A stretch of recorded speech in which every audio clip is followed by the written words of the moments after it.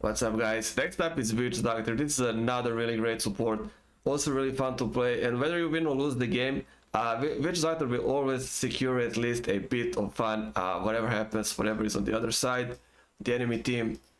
So yeah, the spells are pretty much the same ever since the old days, since Dota 1. There's your stun, in a way there's your AoE heals, AoE damage, curse, so this is set amount of damage when you cast it, and then the more damage you deal, the more it explodes with each tick, deals extra damage, and then the good old who could ever forget that, with the scepter becomes something like this. So you can see it can become pretty nasty for the enemy team, no matter what. But we'll get that to that later on, right? It's kind of a big item still. So to start off with Witch, the best way if you're trying to stun somebody or catch somebody off guard and then, you know, kind of finish them off with ult. Let's say I got a couple of heroes here. So this is how the stun works. Let's call it stun.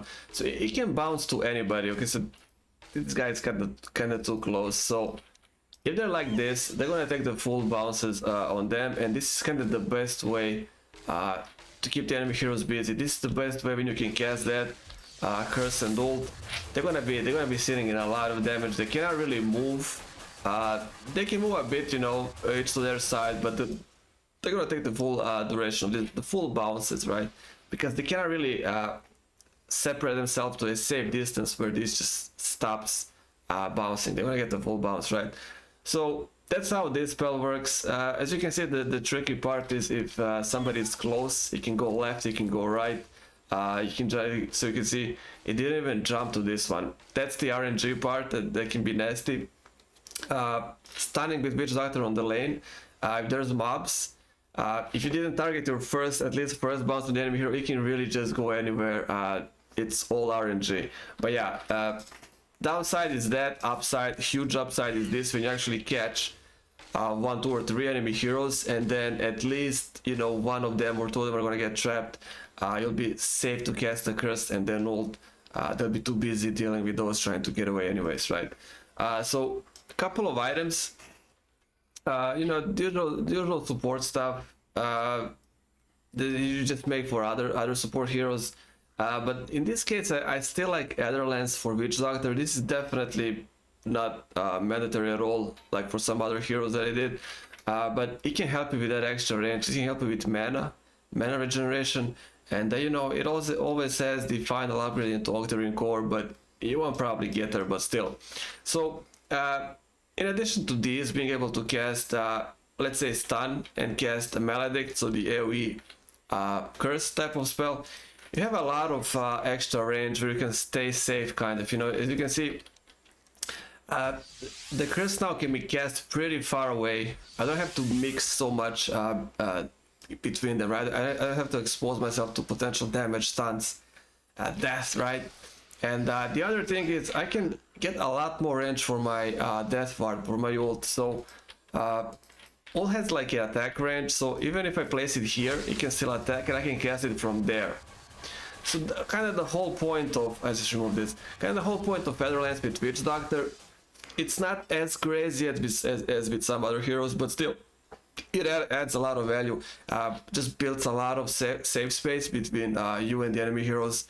They will have to have something like blinks or any types of jump sleeps, you know, to quickly reach you and interrupt you, and just gives you that nice extra cast range where you can cast a ward, and ward can still attack, and you can still be safe, right? So that's the kind of the good side of this, right? And of course, stun and Maledict kind of go hand in hand always. Once you cast the stun or the cask, you always cast Maledict as well, or whatever the order is, but you kind of always combo these, so it's always kind of double mana hit, because you don't really just cast cask and then just leave this thing there. You immediately want to cast Maledict as well. Try to build as much damage as you can on them and try to get the kill, right? So it's gonna drain your mana no matter what. Also, if you take like some, let's say, put a couple of levels or 1 level into heal, heal is also, so that also might drain your mana, and ult is not that cheap, right? It stays on 200, but it can add up real quick, right? That's why the Adderlance, that's why I like Adderlance, and you know, the good old trick with the boots. You can always get the arcane boots, play with them, and then once you get the void stone and the recipe for this, you can disenchant your boots, unlock your energy booster, and then get lance. And really do then whatever you want with boots. If you want to get tranquil boots, that's fine. If you just want to run around with boots, that's also fine. You don't really need to worry that much about boots with Witch. Heal is nice. Be able to just roam and gank this, you know, solves all your mana issues, this solves your health issues. You don't have to buy tangos or go back to base. There's also healing spell anyways, so but that drains mana, so it just depends, you know. You can finish tranquil boots, you can leave it at boots. It's just whatever really. Once you get this. So the next thing, there's also a trick with Glimmer Cape.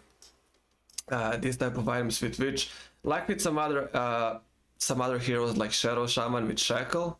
So with Shadow Shaman you can shackle any enemy hero and then disappear into Glimmer Cape. With which it works with ult. So I can cast my ult, but I can immediately disappear, right? So they can't see me for 5 seconds. How much is ult? Ult is 8 seconds, right? So 3 seconds after I become visible, but sitting 5 seconds into ult is more than enough value. And they will have to have something. Dust, wards, you know, maybe Zeus, that can, anything, AoE spell. But I'm kind of pretty well hidden, and they can't really pull me out, they can't disable me, and I have to sit in all of this. So that's the extra effect on Glimmer Cape on these types of heroes. Again, like Shadow Shaman and some other, I can't remember now which else. You know, besides the usual stuff of just giving you the standard invisibility. If there's any allied heroes, you know, you can give it to them as well, save them if they're running away. Also the always dimension of offensive way of using Glimmer Cape. So this can be any hero, this can be the enemy team. This guy wants to initiate, let's say 2 of them or 1 of them has pretty big spells that are going to be cast on this guy. If you're close and he's about to engage, you can just give him Glimmer Cape as an option to reduce 50% spell damage incoming in that fight, right? He's gonna break in and out of invisibility, but it's not like Shadow Blade. The effect persists no matter what, so he's safe for those 5 seconds. And if they want to nuke him with spells, it's greatly gonna reduce damage. So always keep in mind with Glimmer Cape, don't just wait with this item with these guys like, okay, I'm gonna run now, and that's where you wait for. If you're gonna win the fight, go for the win of that fight. Don't think about this item only as a defensive tool. Like, don't just think about Glimmer Cape as something if the fight goes wrong, if we gotta retreat, if I gotta run, if this guy gotta run. You can also use it offensively and just try to win that fight and then push and then try to win. It's much better mentality to play with this stuff like that. If there's, you know, if your team is good, if they know what they're doing, if the fight would be much more to go your way if you did something like this, you know, and then this guy can survive, deal more damage, especially if it's a carry, and you save his life. He doesn't get nuked, he doesn't die, he keeps doing DPS. That's just another way, right, where you can use this and do fights, right? So that's why Glimmer Cape, you know, also the ult, second big usage. And yeah, one of the better heroes for Glimmer Cape by far. And some other, you know, it's pretty much the usual support stuff before we get to the really big stuff, right? Force staff, basically, like with other supports, all of the spells are great, all of this stuff. You got nothing in terms of mobility, really. You just kind of right click around. So you don't have any jumps, you can't leap like Mirana, you don't really play Blink, you don't get any movement speed enhancing spells. So the only way to really move around is Force Staff, you know. That's pretty much what it is. Get out of the fights, get in the fights quickly, save allies, and you know, the usual way. Again, it doesn't have to be used defensively, it can be used offensively on the enemy. If they kind of face you, let's say I'm here with this guy, there's one guy here, less hitting, doing something, he kind of faces me briefly. Always remember you can push enemies towards you, like Vengeful Spirit swap. Push him in, this guy jumps on him, I jump him, I do the Maledict, the stun, the ult. We can quickly kill him, you know, depending who it is especially. So always keep in mind that one as well. Somebody's kind of close, trying to bait, just push him in and kill him quickly. And before they can even react, it's gonna be dead. Or maybe he just wastes a lot of good spells to escape, you know, who knows. So another usage of Force Staff, but again, this is not cheap stuff. This all costs gold, Netherlands costs gold, Glimmer Cape costs gold, Force Staff. That's all great when you have it, but it's a lot of money. You're playing support again, but just kind of trying to explain which item does what. You can combo these whatever you want. You don't have to make Netherlands again. You can just make something for boots and then go Glimmer Cape. You can just make something for boots and go Force Staff. But I'm just trying to explain what which item does for you, right? So you can make those decisions much easier. Now, some other stuff like Aeon Disc, or then first go with this. No, let's just talk about Aeon Disc. So, Aeon Disc is usual, giving you 2.5 seconds to think about what are you gonna do once they jump you, right? So, the item is, in my case, always it's never a must-have. It's the item if I feel like they play a lot of blinks, they play a lot of heroes like Faceless Void. Maybe they play some Shadow Blades that I can't see. They're just attacking me from everywhere, and I feel like I'm gonna die way too fast before I can get the cast going, before I can get the melody at all going. I just keep dying too much. I feel like I'm wasting completely my potential as a hero. That's when I would make Aeon Disc in this case, right? Because I feel like with Witch, I can move pretty around. I got heal, I got this ult, even ult actually deters a lot of attackers away. Once they see this, they might try to attack you still, but as their health goes down rapidly, they might just give up and run. That's what this ult does. So usually there's no hard stance on me or something like, you know, somebody like Slardar and stuff, really nasty stuff. I might make this, I might skip it. It's always a good deal though, but this is kind of the point where I decide if I have money. Do I really need this? Because it's nothing really in a offensive way, or do I just go full offensive and try to do stuff with Scepter? Now, Scepter with Witch is another just big. It's no joke at all. It's a huge one. I forgot to mention the shard. Yeah, mention shard again. So before all of this, I mean, we're not doing the item by item anyways in any order. So kind of forgot to mention shard. Shard is your mini death ward. Let's get the shard. So shard is your death ward, but you kind of disappear. It does attack slower. It does last a lot less in time, but you can disappear. Yeah, I know I was trying to say something. Why not so much into Aeon Disc, because I would have this as well. So you just become your death ward for a shorter period of time. 2 seconds attack speed reduction, but everything else is the same, right? So you can just disappear out of the map completely. So the thing with shard and the thing with scepter that we're about to do, so let's just place these like this. Let's move a bit. So if I'm not playing scepter, like I just kind of do my ult is just gonna go like this. That's pretty much it. Just attacks one guy, right? And that's powerful enough, but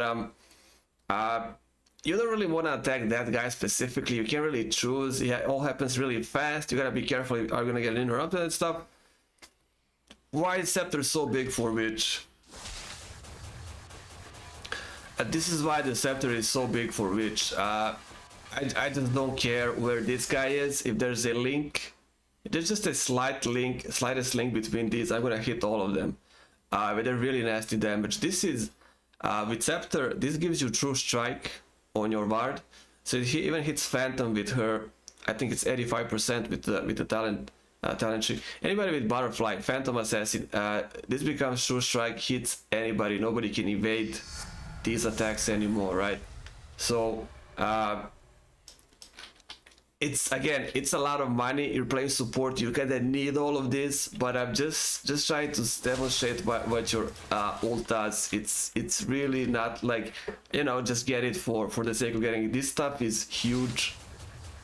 Now the other problem with this is you're kind of putting everything into one spell. Again, as soon as I cast this, if this tides, I just take tides. If he's not stunned or disabled, he can just do ravage and immediately stop me. So I just immediately lose all my value. I just lose my scepter. I lose my death ward. I just lost everything, right?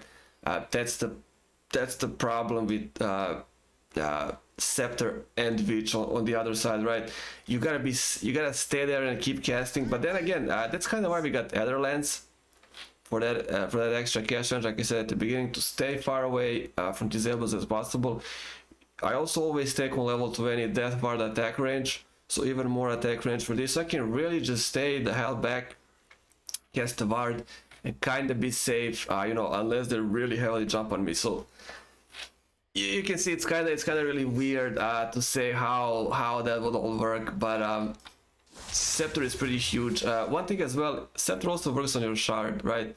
So because my shard is death ward, me becoming death ward, if I have scepter, my shard is also gonna do the same thing. So it's incredibly tempting to just go scepter, because even your shard is gonna create the same effect, right? You become the death ward. This death ward is pretty much same effect. So it's not only one spell, I guess. That's another upside. So even if you get interrupted in this, there's still this that you can do with scepter. It's not completely lost value. Like I said, it's not really completely lost, but yeah. So it's definitely one of the biggest scepters in the game. Same like Lion. It's risky. It costs a lot of boundary plane support.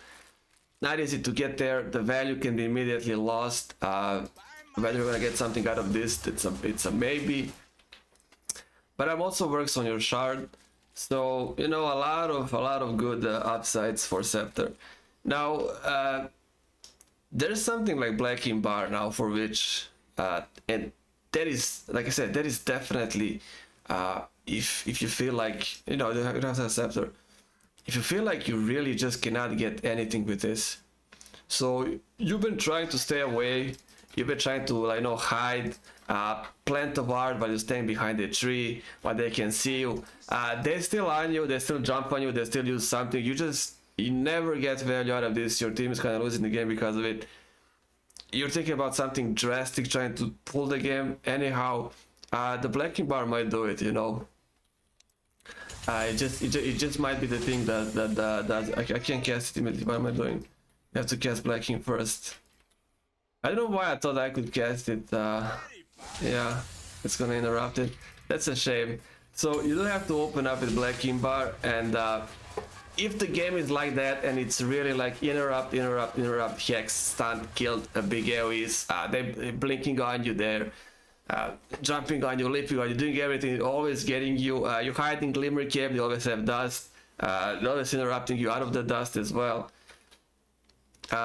Couple of games that I played with some other players, they had Black Ink Bar, which Black Ink Bar is really great and fun.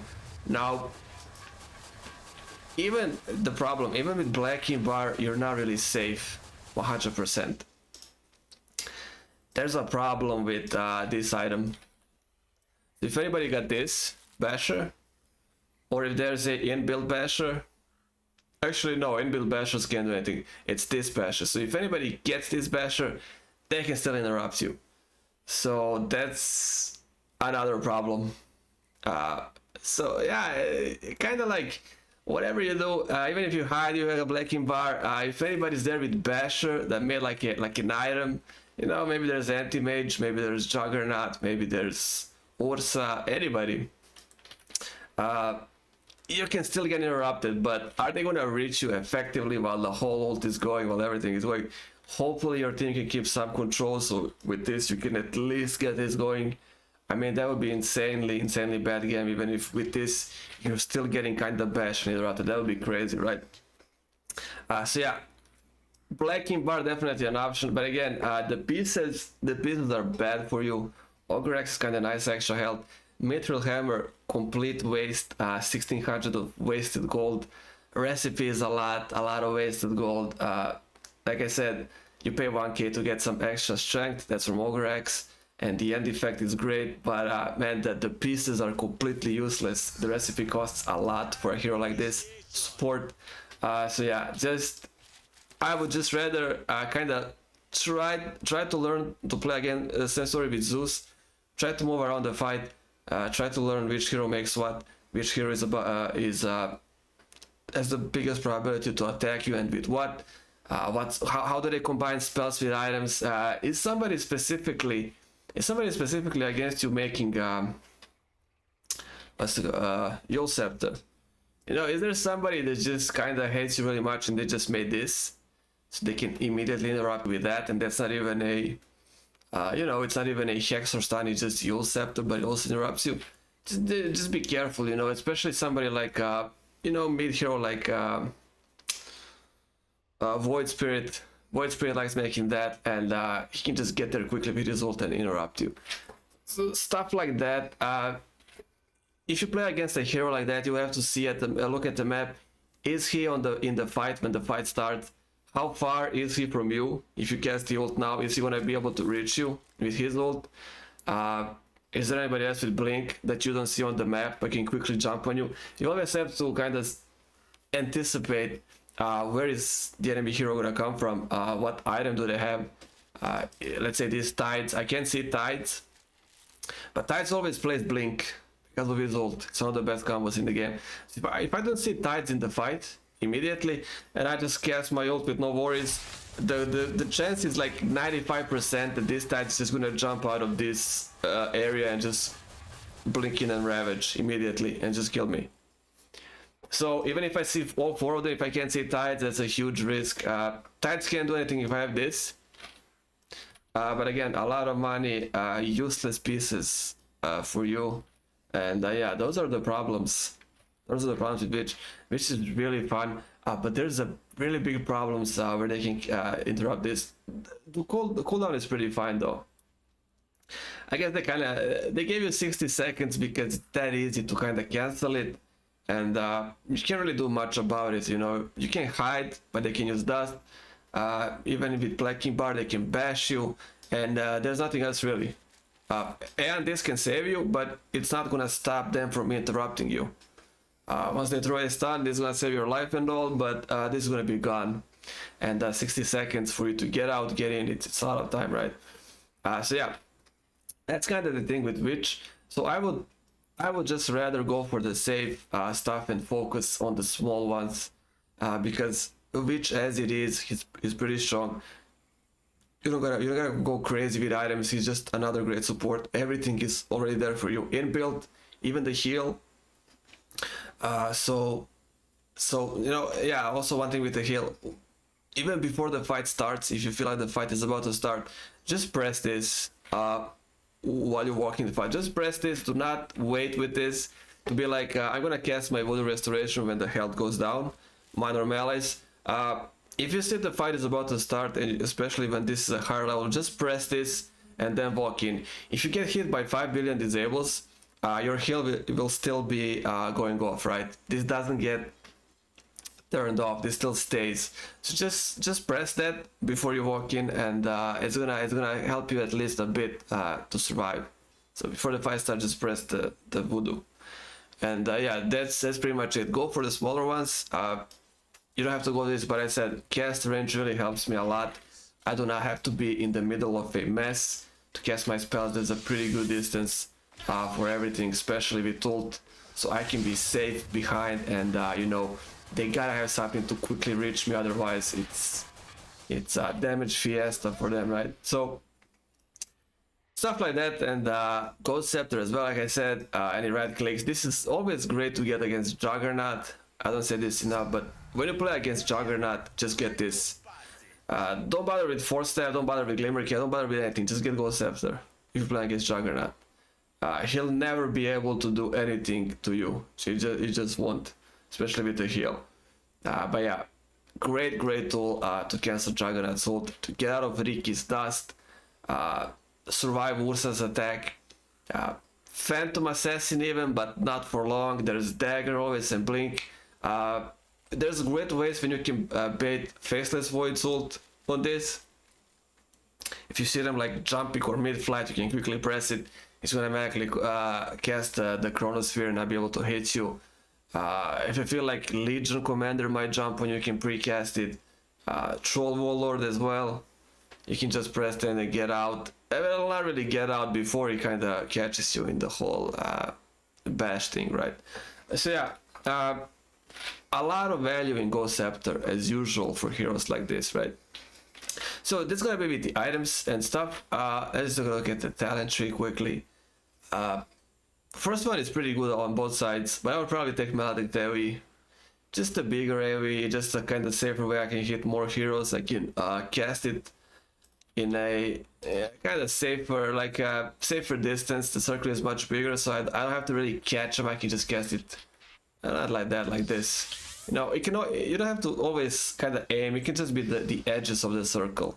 It just needs to be the edge of the circle. He's gonna get maledicted. So Voodoo Restoration saves you a lot of mana as well though, but at level 10 you do not really have a lot of this. You got like 4 points into this, 4 points into this, 1 ult, maybe 1 point here. It's still probably going to be low level because you don't want to get these up anyways, especially Paralyzing Cask. So, you know, choose whatever you want. Second one is a really tough one, I gotta say actually. You got 8 bounces, you can go to up to 10. Like I said, it's a very specific type of stun or mini stun. If you catch him like this, 2 extra stuns can be really great, 2 extra bounces, I mean. But then again, 300 health is a lot. 300 health for free is a lot for any support that doesn't really go for health, you know, in a way. This is mana, this is you know, utility, this is utility and mana and stuff, magic protection. There's really nothing here that gives me any health. There's 4 staff with 150, yeah. But nothing else really, right? There's just a one small source of health and nothing else unless I get these, but there's gonna be only +5 on strength. So it's a tough one, but I would say go for health. Unless your team is super control, unless your team is super aggressive, there's always somebody like a wall in front of you, like a buffer, where they can't really reach you. You can go for the cask, bounces then much more confidence. If you're more on the defensive side, if they're the ones that are always ganking, if you kind of don't have that much control in fights, always health, right? Third one, like I said, with the other lance and the whole safety, I just take the death bar, the attack range. This is great, but a lot of the times you will just show up to the fight and just cast ult. You won't have time to cast the cask, you won't have time to cast the maledict. You would just show up and immediately cast death bar, so you don't lose time, you don't get in the mess. Especially when the fight starts, you're just gonna show up, place the ult, and then chill in it. So, you know, a lot of ways to miss with this.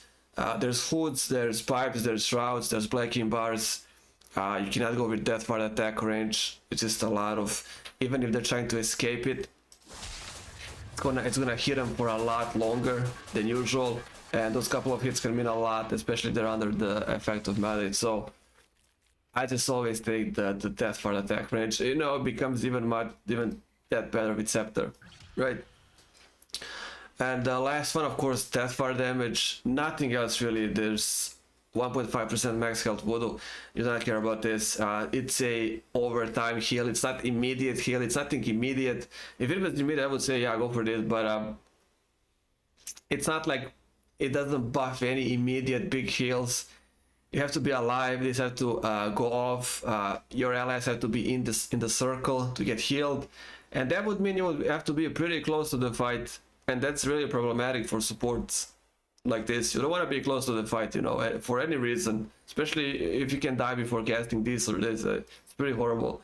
So it can be great, but VAR damage, especially because this works with your shard. This also gets, oh no, actually it's only death VAR. But I mean, now you become VAR as well. Yeah, it does buff this one. It does buff this one. What am I talking? It is VAR. So you also buff the shard. And if you have the scepter, those plus 60 damage spread to everybody, right? Like we did with the shard. So I would just take the, like you see, it makes a nice triangle. So I would just take the extra damage. That's it. That's it with the witch, pretty much. Usual support stuff. A couple of funny things with Glimmer Cape that you can do with ult, and that's pretty much it. Just be careful, move around the fights, try to see which hero has what. Always before the fight, check their inventory. Always say it, but whatever you're doing on the map, if you see an enemy hero flash, always click on them, check their inventory. Are they carrying dust? Are they carrying wards? Did they buy something new like a blink? Maybe they didn't have blink before, now they have blink, but you forgot to check, and then you don't expect a blink. Easily get killed by that. Check if somebody has Aeon Disc, especially if they got 4 staff. If you get somebody with 4 staff, especially alone, they can just easily push away from the death ward. Did they also make Glimmer Cave from themselves that they can just disappear and move away from this? Always check enemies' inventories and see what new item did they just get, you know, what it is, and then you have to adjust, because that's the worst, just attacking somebody, you didn't check it, and then they just kind of leave or disappear or do whatever, and you also die if they got blink, you know, that you don't know about. Or like Shadow Blade, you know, always check for those. So that's gonna be pretty much it, nothing else to add. Super fun hero, super rewarding. You always have a great time with Witch, a win or lose. So that's gonna be it, guys, and I'll see you on the next one.